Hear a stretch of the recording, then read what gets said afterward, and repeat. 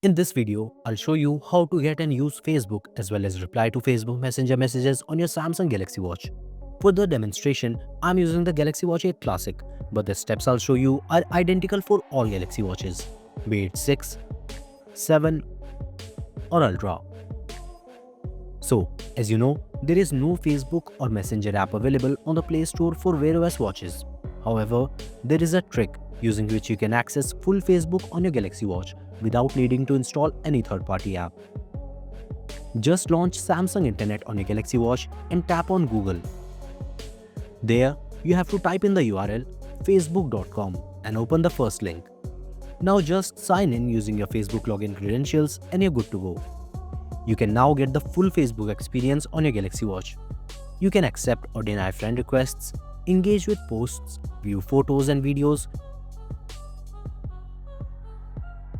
and even access Facebook settings. It basically gives you the full Facebook web experience on your Galaxy Watch. However, you cannot send or receive messages from here as it requires the Messenger app. So now, let's remedy that. Open the Galaxy Wearable app on your smartphone and make sure that your Galaxy Watch is connected to it. There, tap on Watch Settings. Now select Notifications. Check Always Show on Both and tap on App Notifications. From here, scroll down and turn on the toggles for Facebook and Messenger. Now, if you cannot find Facebook and Messenger here, then there's no need to worry. It happened to me too. And it happens when an app is in a deep sleep state or it doesn't have notification permission.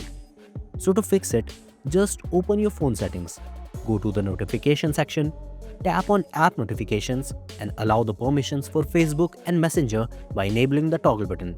And now, both Facebook and Messenger apps should be available in the notification section of the wearable app too. Now, any Facebook or Messenger message you receive on your phone should be mirrored on your watch too.